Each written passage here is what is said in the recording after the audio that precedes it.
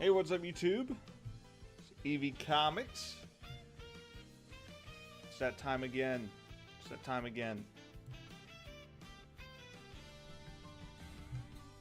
So I'm gonna wait a little bit. While I wait for people to join, I'm gonna talk about the new Ripasend thing.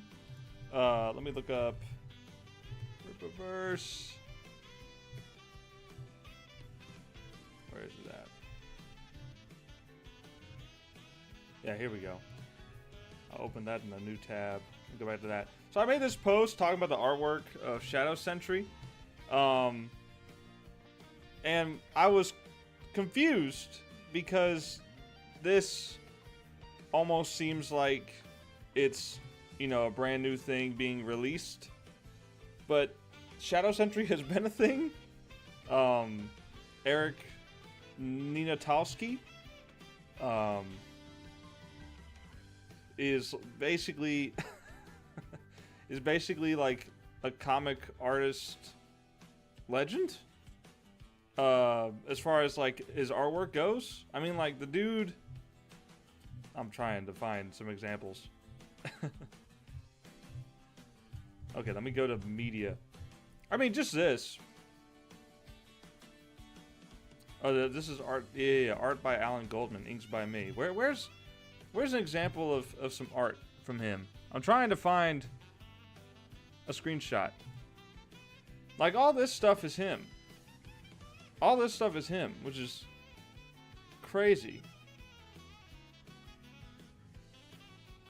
I mean, this looks really good. Like, I'm not someone who, like, really enjoys realism as much. This has, like, the realism look to it. You know, a combination of soft and hard shading. I don't know, it's just never really my thing. Is that Yaira? But you know, like, the art is very technically, like, very, very good looking.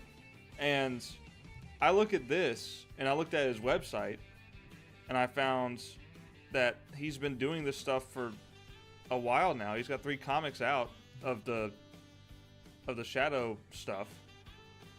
So it's like, you know, why even bother? I thought that was his art, but apparently it's not. Yeah, I don't think that's his art. I was trying to see. Trying to find some more examples. Like, I think this is him. Lined it after I got it back from the colorist. Okay, so he did the art. He did the line art, and then someone did, like, the coloring and shading.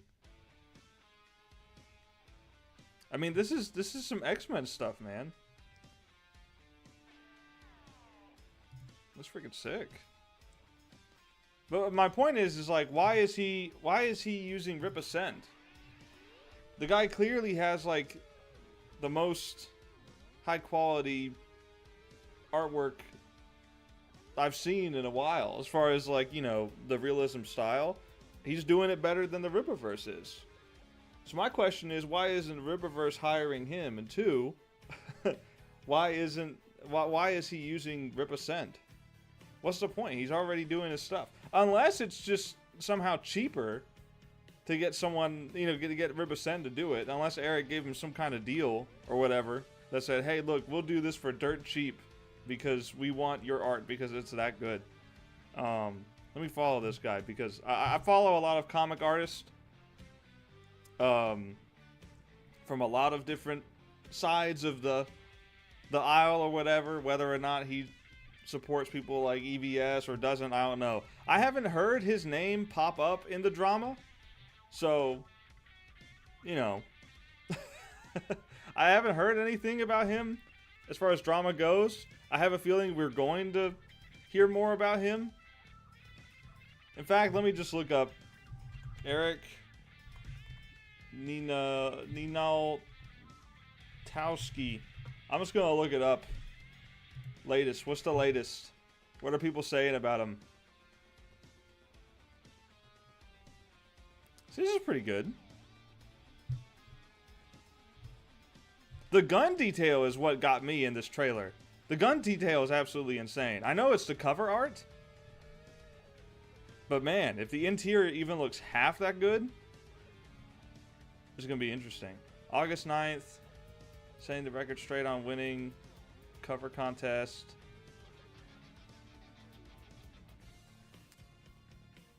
The Eric versus Leafield thing was the internet discussion of the day. Everyone expressed their opinion on it. So did John Malin, so did I. I didn't know we needed to invite Eric to talk about it with us, but okay, sure.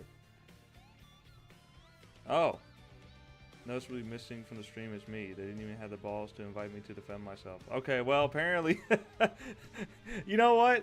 This is the moment right here. This is the moment right here where Eric is like, okay, well, if they're gonna trash me, if they're not gonna invite me on the stream, then I'm gonna join the Rippaverse.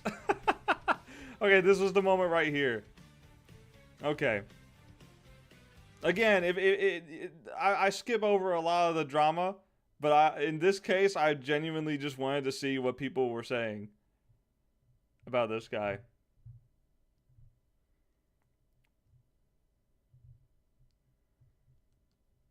This character design is kind of crazy. Like, he's kind of nuts. He's massive. He's like Bane.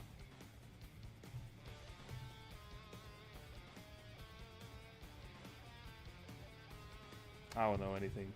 I don't follow Trashcast or anything. I just follow everyone on Twitter. So I don't know the scoop on everything. But yeah. I instinctively clicked a notification, and I probably shouldn't have done that because there's no telling what could have popped up. It's Twitter. You can see people getting beheaded on Twitter. Now, to be fair, I have not seen that myself, but I've heard it's possible. Anyway, but yeah, that was just what I wanted to start the stream off with, just to look at this, because I think this guy absolutely does not need the Rippaverse to sell his book, because clearly he's 3 books in. Like, I don't need Ripascend to... I don't need Ripascend to make my comic. I can make my comic by myself, and that can work. I would love to get an artist to help. I can't pay you, but I would love to get an artist to help.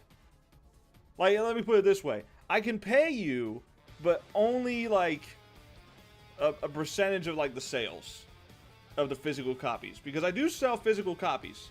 And obviously, if I get someone to help me with the art, then you're going to get that, you know, share. Obviously. It would probably be, like... Depending on how much art the other artist is doing, it could be like 60-40, because I am also doing the writing.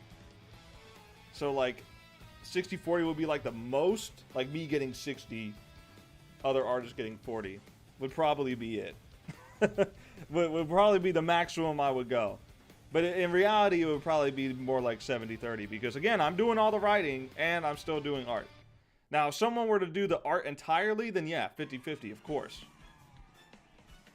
But yeah, that's what I'm saying. Like, I can't really afford to pay people. Just because I don't have that kind of money. I don't have the Eric July money where I can just hire Chuck Dixon. So, unfortunately, I just don't have that. But maybe someday I will. Anyway, Little Miss Steel. We're going to talk about it. Apologies. Global Comics is kind of dumb. And look, I love Global Comics as like a service. It's way better than Webtoon. It's way better because you can change how to view your comics. And they recently just did an update that allowed you to set it as the default. So, you know, I have, if I go back, view all releases. This is in single view because I screwed up the importing of the files. I end up stacking 2 images on top of each other. And I think I did that for Webtoon because Webtoon had like a limit of how many images could be imported. And this was 62 pages. So the maximum, that's the longest one so far, is 62 pages. And I think Webtoon was like, you know, minimum or maximum I think was like 60. So I ended up just combining them all into 2 pages each. And it doesn't work for this. You can't double spread this. You can only vertical. So this one is in vertical. But what's cool is that I can control each one. So this one is vertical scroll. This one is double page, double page, double page. But there's something wrong with this. And you'll see when it starts the freaking comic, it starts on one page and then goes to two. Why? Why? For what reason would that ever be the case? For what reason would that ever be the case? Anyway, I'm furious. I'm very upset. Because what this means is I basically have to put a dummy image in front, or maybe I put the cover. I guess I could put the cover art on there, but I usually change the cover art to the whole series every time there's a new entry. So I mean, I guess I could do that, but it's just one more annoying thing I gotta deal with to get this to work. And so this is how it's supposed to work here. And I'm sorry if you viewed this, because specifically, like, I pace my book, I plan my comics to be the best when turning the page. Like, I don't want anything super significant on the second page that's like a big reveal or something. I want it to be on the left side page, because when you turn, it reveals it on that left side. I don't, and unfortunately for the first, I guess 5 days now that this has been out, unfortunately, no one got to see it correctly. And when I previewed it, and this is the thing that kills me, when I previewed it, it looked perfectly fine. It's only whenever you publish it that it does that stupid one-page thing. So I guess I gotta add the cover to all the others. It did not used to do this before the update to how you can format stuff. What is this music? I want good music. Even though I think this is good music, but I want like good background music. Mario Kart World OST. Come on. Of course, YouTube is deciding to lag. Look, I don't care if YouTube is slow. I don't care. I'm not watching ads ever again. I will use ad block forever. I clicked next, and it's just taken like 30 seconds to change over. Okay, finally. No, I'm not listening to Baby Park. Skip again. I'm not even playing it. I hit the skip button. It's going to do its thing. It's just going to take 30 seconds. Anyway, I already talked about the artwork for this. Armstrong is a character. I wanted to kind of immediately right off the bat kind of set up this guy as like, okay, maybe he gets taken captive and gets and ends up getting like coerced into doing this. But as you see later on in the comic, it's not really much coercion being done here. In fact, there's no coercion. It's all just he's basically being forced to play the role of the villain in this episode. But it also kind of gives you the idea like that this guy is not the cleanest businessman. What is going on? Freaking play the music. I'm hitting the next button and it's just not doing anything. But if I let it play out, it will start to change the song. What is going on here? And it's playing the same one. Are you stupid?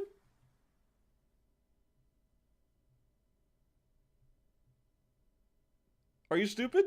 YouTube? Are you retarded right now? Like, can you not just move forward one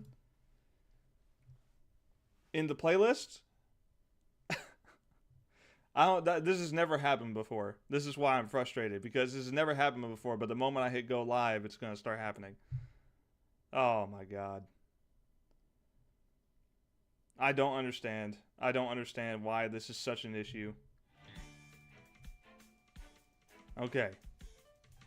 Let's hope it continues. Alright, so yeah. But I mean, you get the idea that this guy is like a little bit of a sleazy businessman himself. So it almost sets up like sort of a red herring, something for you to look at and say like, hey, this guy might be the villain of this episode, which technically you're right, but in reality you're wrong. I already talked about his design. I already talked about the artwork here. I'm more so going to be talking about the story elements and why why I chose to do the things I did with this, without spoiling anything for the future, of course.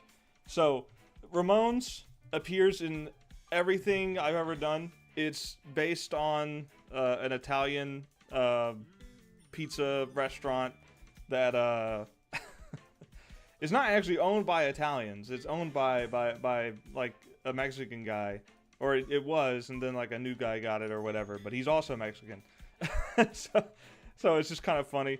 So I decided to put Ramones in everything that I do. It's in Demonico. It's in Symbiotic.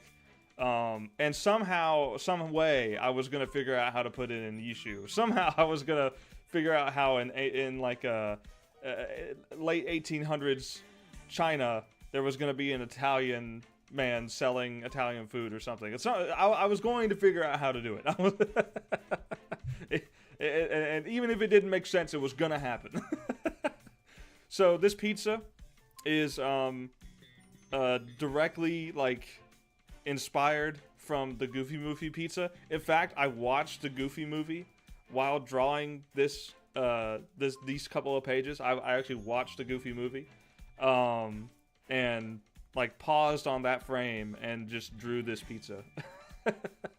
So, it is a legendary pizza as far as cartoons go. It is the most delicious looking slice of pizza ever put to animation. It is incredible how good it looks.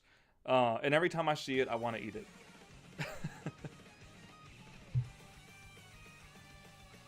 This music's a little too intense. But yeah, and then the next page, this is just Chester being Chester. As always.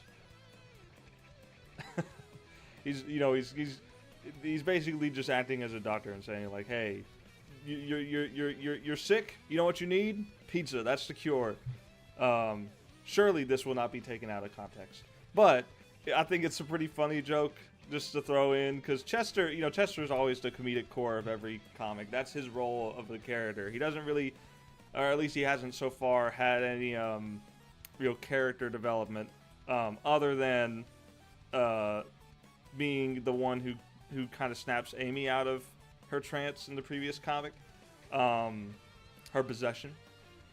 He helps snap her out of that, and then being the guy who also kind of puts together that this is a demon possession, because he's a death metal enthusiast. What can I say?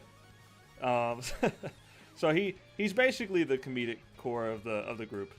So he doesn't really get too much as far as like development goes, but he is consistently, I've been told, funny. So I appreciate you guys liking him, liking the humor, and I think if Chester Bennington, I think what he wants to do is make people feel good with music. I think that's what he wanted to do in his life.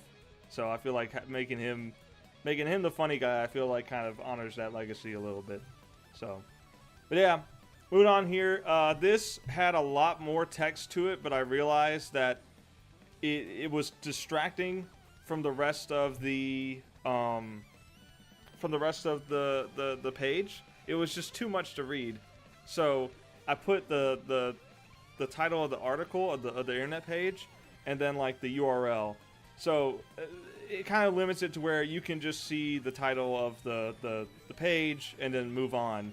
If you really want to, you can read the URL as well, but there's not really much to it. It's just kind of to show what the Gear can work, the handheld device. So it's it's just like basically functional for the gang to have information outside of just being in the base, the night dungeon. It allows portable, like mobile info support. But yeah, I wanted to give young Raymond a mullet just because I thought it'd be kind of funny. He would have been like, this picture would have been in like the 80s, so I felt like it was pretty funny just to give him a mullet, especially with seeing him all fancied up in the present. But yeah, I did want to draw more of his old model of arm, but I figured by just doing the rounded shoulder, it would kind of give you an idea that his design was more similar to his power metal suit, which gets revealed later in my art style, because this artwork is from my buddy Sixus, who drew I think it was 2 pages. Yeah, two pages in volume 2, and 4 artworks for the newspaper clippings for volume 1's prologue. So, you know, I basically wanted him to mimic an 80s comic style, and he did that. You know, I would put this up against, I would put his artwork up against a lot of comic artists that I see on Twitter and stuff. Like his art looks really, I already closed the tab, but you get the idea. His art, I think, is really good for mimicking that style. I think he does a really good job with that. He also does anime art as well, but I'm not trying to mimic anime. I'm trying to mimic 80s comics, specifically for the time period. But yeah, so let's see. Moving on from here, another little 2000s joke, 2000s internet here. The text, I've had some more ideas for what to do, but I thought that this was enough. I thought that this was like, this alone is a lot of text to read. So I figured it was, you know, no background information for the email listings and stuff like that. It would just be too long for you to read all of this stuff. So, you know, comics is a reading medium. So I don't want to distract you with too much text. But Cool Mail instead of Hotmail. Who else had a Hotmail account back in the day? Me. And the pixelated artworks of Chester pointing at himself with shades and V being here as well, kind of smirking at him. I thought that would be even more fitting for the time period of the quality of what video sharing looked like back in the day. But yeah, and then jumping here, this is your first clue that Armstrong is not willingly or even being coerced to do this. He is completely knocked out inside of the armor. He's completely just knocked out here. He is not conscious. He is not doing anything. He's not being mind controlled. He is completely just in the suit, being puppeted around by the AI Iris. So yeah. Let's see what else. The building, the skyscraper. I looked up a skyscraper for like reference and kind of try to make something a little unique instead of it just being a straight up building. I wanted to have this secondary part attached to it, which once you go inside, this is that part. This is the part here, like the side where they're in here and the car is at, and then the rest of the building starts here and goes up. Essentially, was what I was trying to do with this design. Architecture isn't my strongest suit whenever it comes to drawing. It's better than vehicles, let me tell you that. I'm better at drawing architecture than vehicles, but yeah, like the good thing about most buildings is that it's angular. It's often square or rectangular, so it's a little easier as far as like drawing it and making it consistent. So there's that. Then the robots as well, like the robots here, like he's got like a stutter and clamping on the band, which is set up for something that's going to happen later on. This way the robot clamping on her leg doesn't just come out of nowhere. Like, it makes sense. That's its goal, is to clamp on and give a tag. But later on in the comic, whenever the bot is damaged, of course, it's thinking like, oh, you don't have a band. You can't go anywhere. You're an intruder. So it's, you know, the setup there, I think, worked pretty well. I think it did exactly what I needed it to do, for the climax of the final fight here. But yeah, I think this shot is kind of cool. He's looking down at her, she's looking up at him like angry. I think it works. Like, she's not really doing a good job of disguising who she is and why she's here. And he kind of knows that. Like, he He knows, like, at this point, obviously, and he's not really trying to disguise the fact that he knows, really. But yeah, and then talking about the car. Again, sorry if the car is not like the most consistently drawn thing. Again, I'm not good at vehicles. I try my best, but I'm not the greatest at vehicles, so bear with me on that. I'm always trying to improve. So, and yes, because I am bad at drawing vehicles, I did just use like the same the same thing, but just changed it up. Oh man, it sucks, man. It sucks to be not good at drawing vehicles, but at least I can draw funny faces like Chester's here. This is one of my favorite jokes in this.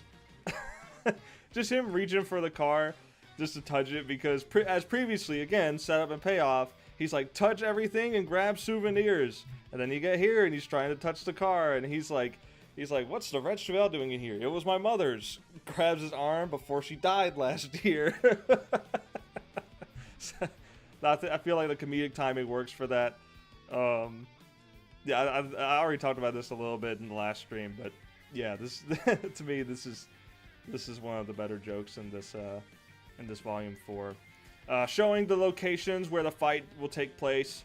You know, in reverse order, of course, because they're ascending. And this is the difficult part. I had a little bit of difficulty with this page because I'm like, okay, they're ascending the floors, but the comics are read top to bottom, but they're going up. So it was kind of hard for me to figure out what I really wanted to do with this, but there was no other way really to do it other than going from opposite order. So this is the 7th floor, this is the 21st floor, and then this is like the 32nd floor. And so I had to have like the numbers go, you know, up. I had to have the numbers go up. Oh, excuse me, the 28th floor. Because they go up in sevens. But yeah, so every time the fight scene changes location, they are smashing through 7 floors of skyscraper. and this to me is like probably the most active the set piece has been, as far as like actual like part of the actual fight scene itself. This time, you know, in the previous ones, in previous comics, the location hasn't always been so important to the actual fight itself. I guess the exception to that would be Stonehold fighting in the quarry. He can blend in with the other rocks so he can get the drop on V. But that's really about it. Oh, and the chains that V hangs a smoke grenade on and then drops down from the ceiling. But besides that, like, didn't really have too much involved with the location. To make this fight feel different, I really wanted to execute on that, the location theme. So you've got this factory skyscraper setting that you're going through and all of this, and I just thought it would be a really fun way to put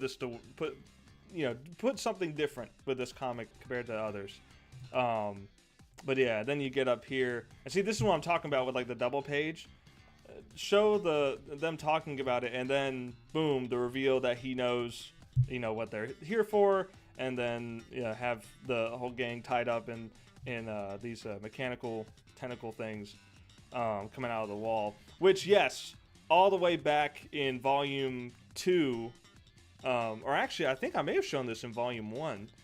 I can't quite remember at this point, but these octagons have been on the wall the entire time. The intention was to eventually reveal that those have these tentacle things that come out of them. So even that was a setup and payoff. I'm really trying to like make stuff not come out of nowhere. I'm really trying to make everything make as much sense as possible. I'm a really big fan of that. Whenever movies, shows, comics, video games, whatever, whenever they do this, it always feels more satisfying whenever you can see the twist coming. Even if you don't see it coming, whenever you rewatch or reread something and then you see the setup for the twist later on, it feels so good. So I really want to keep doing that as much as possible with my stuff. But and then in Volume 2, there was also this reveal that these lockers back here descend. The lockers descend and show the hidden room. And previously, it showed Miss Steele in the glass chamber that she was being held in. But now he swapped out Miss Steele elsewhere in the building for the power metal suit. And I didn't get to draw the whole thing this time, but eventually I will get to draw this thing in action. With all the rust and stuff, compared to Sixtus's art of the suit in its glory days, albeit on a desaturated form because it's a flashback. The full colors of the suit are still here, but it's covered in rust and the spider web and everything. Like my thinking is that Raymond moved this thing out of some storage and didn't even bother to clean it up. Like, he kept the spider web on it and did not care to really tidy it up or anything. So I put a blue glow behind it just to contrast the red that you're used to seeing at this point with death metal. Especially since the blue lights is usually what it had whenever he was using it as power metal, as the hero identity. Chester being funny again, of course, because he even said, like, you know, earlier in the volume that people think Raymond Clank is power metal, and then, like, he's like, I knew it, and he he gets the AI assistant to cover his mouth with the tentacle, not his nose but his mouth, so he can still breathe. Of course, V is not having any of this explanation, and the goal of this comic is you know, some people might read this and say, I know that Raymond Clank is death metal. What's the point of having scenes of him try to convince our characters that they are being deceived? You know, that it's not him. What's the point of this? And the point is that it kind of breaks V's spirit. And so the next page, which is admittedly a little bit of a funny looking artwork. It's mimicking the anime trope where it's super zoomed into the character's face and the whole world around them is, like, you know, it looks like a super wide angle lens where the background becomes, like, distorted and weird looking. I wanted to do that, but with, like, a spiral effect. I thought that looked pretty good, and just to do what the point is that it's mimicking the emotion that her entire belief is falling apart. Her entire mindset of her mother can still be saved is starting to fall apart, because now she's beginning to believe that her mother is dead. She's beginning to believe the lie that Raymond is feeding her. So that's the point of it. It's not to try and fool the audience, because the audience knows. What it's trying to do is establish that V is beginning to fall for this. And even her friends have been supportive of her, but they've also kind of had this doubt in their mind about maybe V is wrong, maybe her mother really is dead, and she's just, you know, wanting it to not be true. And again, they're supportive of her. They'll go along with her belief because they want to believe their friend, but at the same time, they have their own opinions. And LeJohn, being the more logical and reasonable person of the group, is, you know, he's kind of having that opinion too, where it makes more sense for her to actually be dead and V hallucinating this, and then Amy's kind of coming along with Raymond with what he's saying too, and then Chester hits the floor because he was upside down. So this scene was very different. This not dialogue necessarily, this monologue was very different in the novelization. In the novel, I just straight up have Raymond say that his mom died in 9/11. In this, I was like, this is a visual medium. Let's do something different. Let's, instead of having him explain it fully to the audience, let's have the visuals tell a story. So I took a picture, a photo of New York before 9/11, and, you know, made the black and white outline of the buildings and everything, and had the two towers up here, and beside the two towers is him talking about how grief makes us feel convinced of different things, even though the facts are the facts.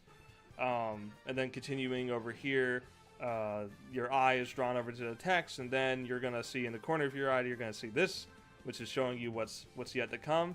And even this image has a little bit of red glow on the side of her face here, to kind of just a little bit, not much, just a little bit, to warn you about what's coming in the next page, which is the and again, if you were reading this previously, this showed up on the right side because of the dumb way that Global Comics does it, which I really am not the biggest fan of, but it is what it is. I'll know not to do that in the future.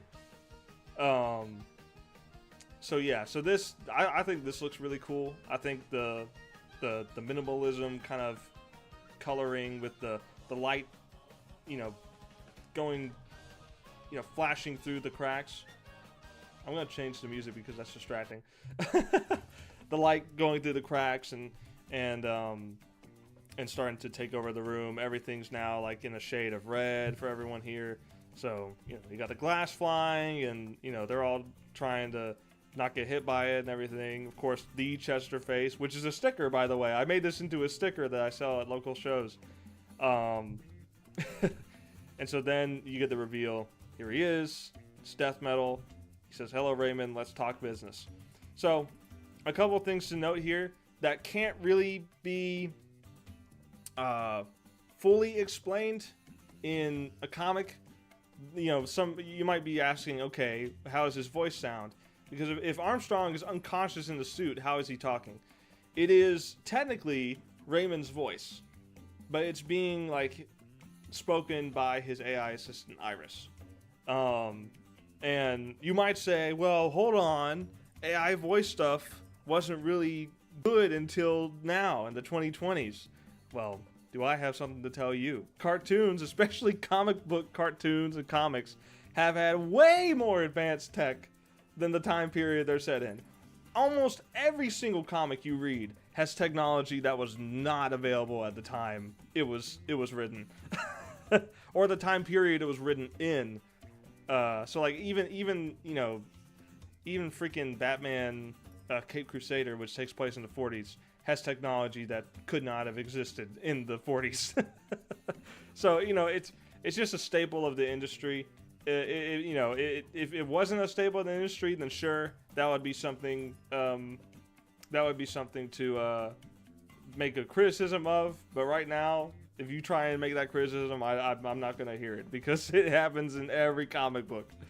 But anyway, I reveal death metal, and then we get the start of the fight here, where you know, Iris in the death metal suit, in the voice of Raymond, is basically taunting her to come at me, bro.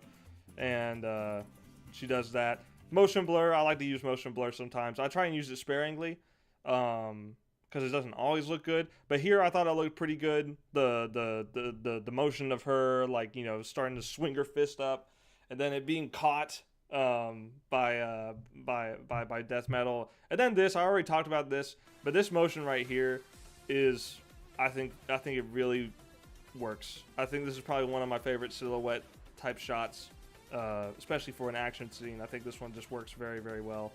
I already talked about how Pete, the name Pete, is the lead singer's first name of the band Chevelle, and they have a song called The Red, so The Red Chevelle reference.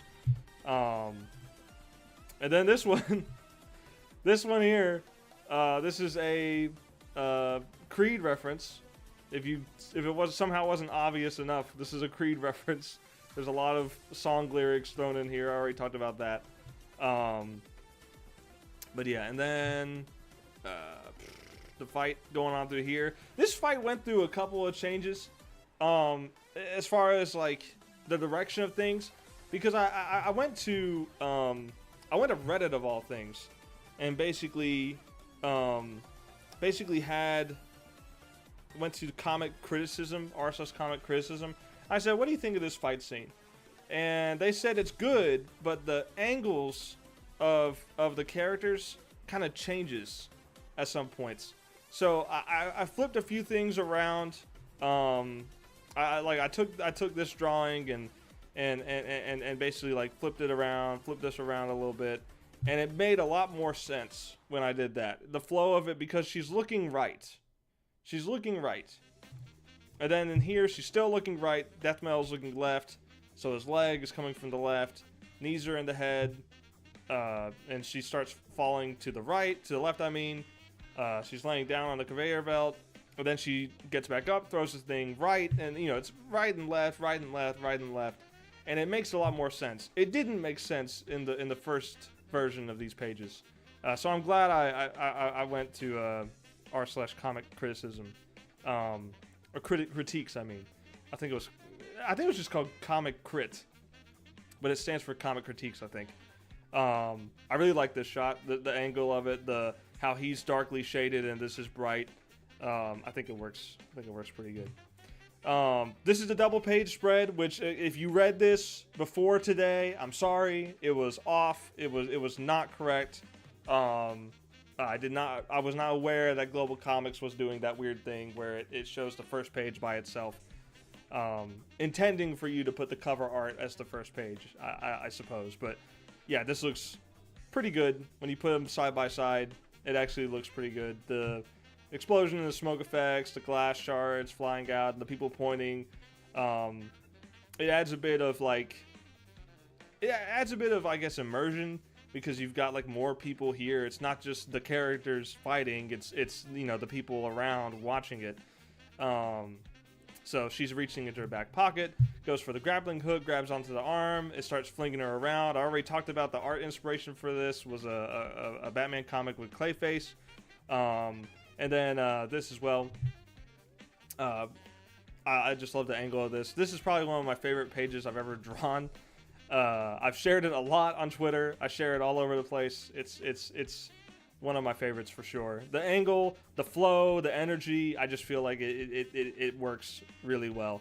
And my hope is that in the future, I'll look back and say, wow, this was my favorite. I've done so much better stuff since then. But yeah, for now, this is one of my favorite pages I've drawn of the comic. But yeah, and then going into here, I really love this page too. Just the idea of you know, they fly into floor 7 now. They're at floor 7, and this is at a different side of the building. If I go back to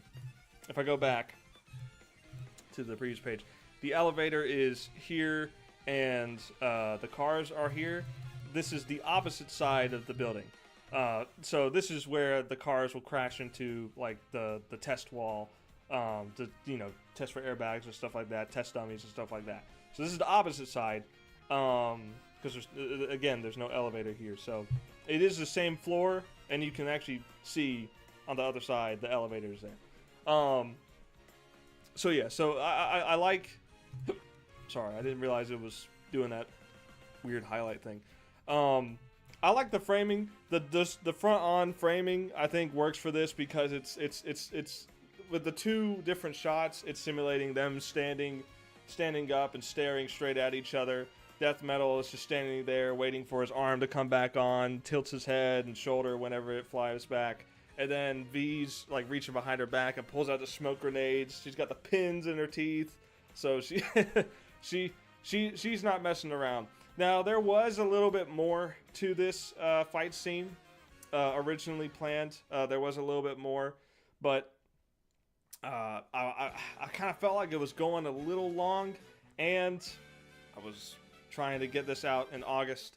I could have delayed it another week and maybe added a few more pages of fight scene to this, but I really wanted to get it out before my next local show that I'm selling these comics at.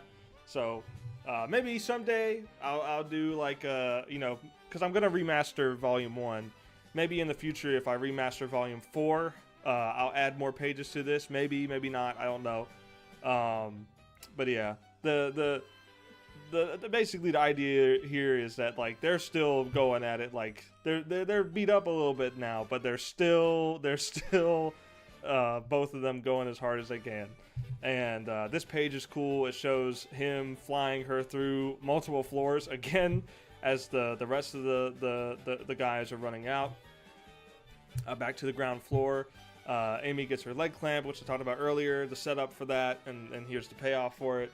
While they're struggling to get the thing to let go, V crashes through the ceiling onto the car, and then starts to have her flashback. Now, I did not show any of this artwork before, so this is, again, some major spoiler stuff from this point on. If you have not read Little Miss Steel Volume 4, go read it right now. If you have, here we go. So this flashback scene, I really wanted to do a flashback to remind the reader that Miss Steel can do this, because I mentioned it before in like the newspaper stuff. I think it was mentioned there, but it's also mentioned in like, you know, on the Discord page, the character channel where you can read about all the characters. Also on the website you can read the character bios and stuff like that, what they can do, how old they are, and all this. And I wanted to remind the readers that Miss Steel has this power, and that she can shoot basically just laser beams of light, and it can destroy stuff like this rock here. And of course, little Kid V, missing the big old tooth in the front, is like really happy about seeing her mom do this. This was back in the days before she was being pressured to be a hero. This is just whenever she was allowed to be a kid.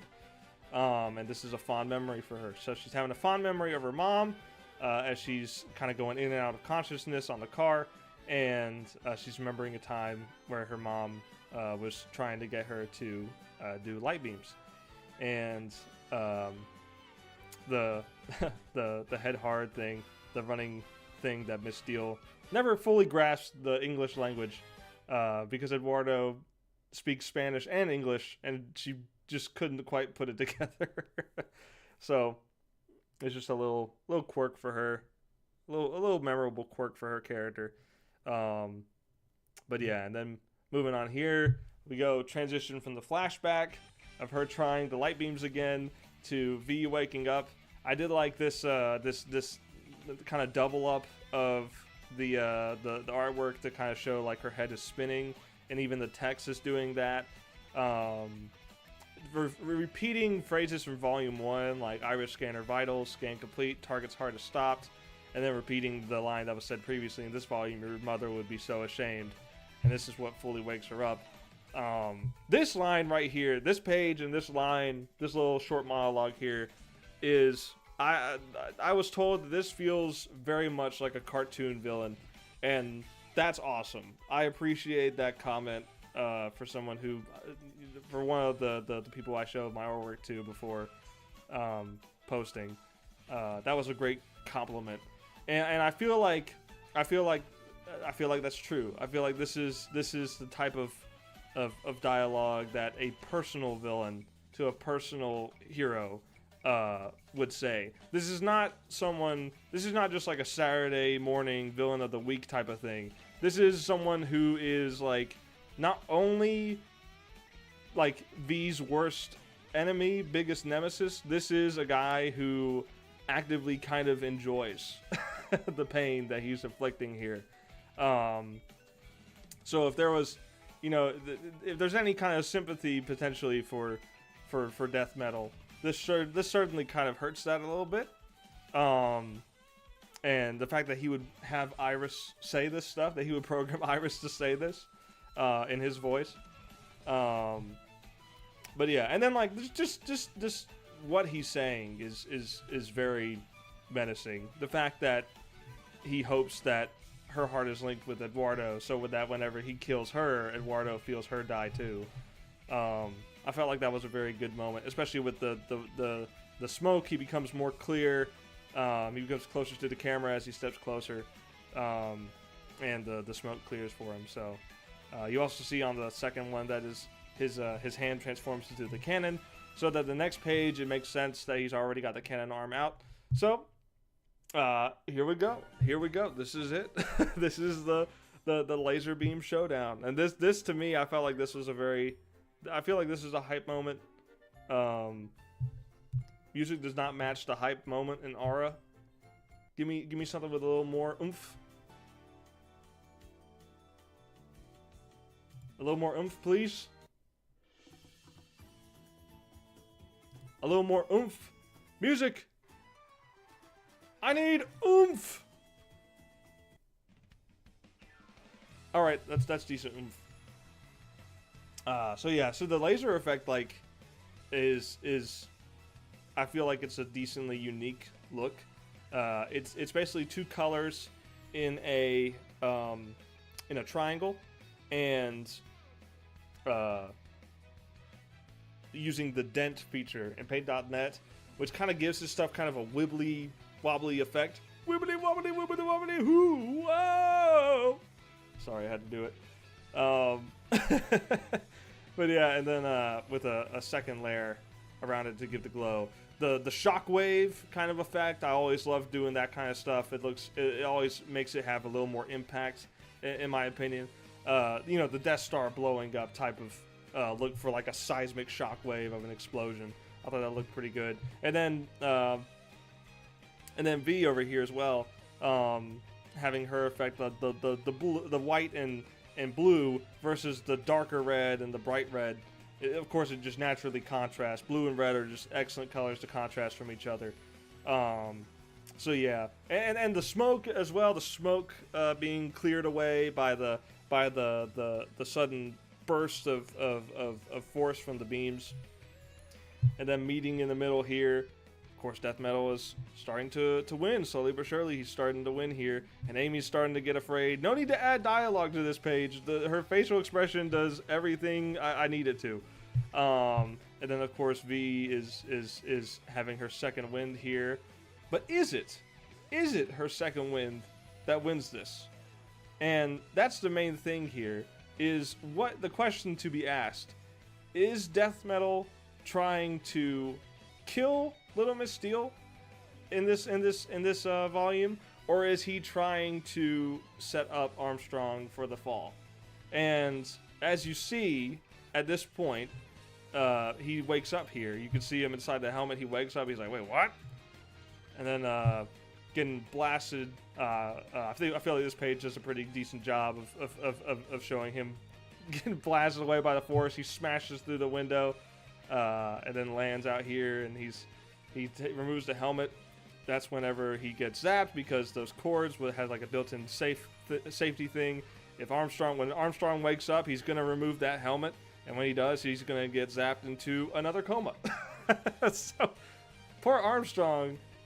All he wanted was a blonde babe at his mansion, but instead he ends up getting to become the fall guy and getting shocked into a coma twice. So yeah, so Raymond basically sets him up to fall here, and that is the tragic tale of Armstrong. And something else as well. If I go back, subtly, not like really blasting in your face or anything. But kind of talking about why Armstrong in particular. Look at the article titles here. Clank fights for Armstrong. Armstrong bankrupt? ? That already gives you an idea that these two are, at the very least, business rivals. And at the very worst, mortal enemies. And it would benefit Raymond a great deal if Armstrong was out of the picture. So that gives you the idea, that gives you everything you really need to know about why Armstrong in particular, why him, why not just any Joe Schmo? Well, it's because he has the means to build a suit like this as well, but he also is his number one competitor. So, and then we get this page here where the Mighty Five arrive in the jet. V is wheezing, and of course V does not hear him really say this stuff. She just sees him getting shocked, and then she's wheezing here. She's having trouble breathing, and then silhouette of her passing out with the shadows of herself fading, getting less and less transparent to show the motion, and falling down. I desaturated the image here just to make it a little more grim looking, a little more grim. Still having trouble breathing. And some people might look at this and say, okay, she's normal skin all over the place, but she's still sealed up around the chest. Art error? No. This is intentional. And why? What does it mean? You'll have to wait and see in Volume 5, ladies and gentlemen. The blurry look of LeJohn saying, like, V, stay with us, then the figures of Night Vision, and then he's here, he's screaming at her to wake up, or at least to respond to him. And then the heartbeat, call back to Volume 1, whenever she felt the heartbeat of her mother sync up with her. Now hers is slowing down and fading away. And that's the cliffhanger. That's it. That's the cliffhanger for this. So I appreciate all the viewership on this. I can't see the exact number. It's been 376 for like the past 3 days. So I don't really know how many viewers this has. Global Comics has a weird thing with its view count. It will randomly just burst up.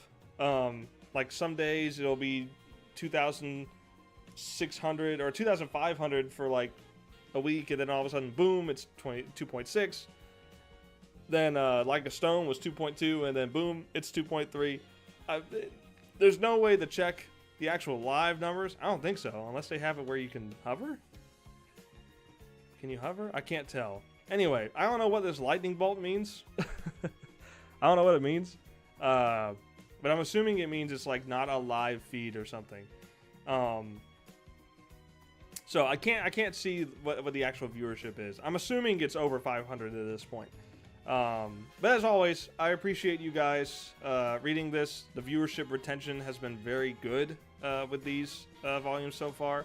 So as time goes on, I'm sure it'll probably hit 2,000 as well, just like these. So very much appreciated of you guys reading. Share this comic, share it around, let your friends know about it. Check it out. It's a very fun series. I've really enjoyed making it. But this is kind of, this in Volume 5 is sort of the halfway point in the first main arc, right? First, I guess you could call it series of Little Miss Steel comics. It is the halfway point. So if you're excited for more, subscribe, stay tuned. I've got plenty more coming. As always, I appreciate you guys watching as well, watching the videos. And till next time, peace out.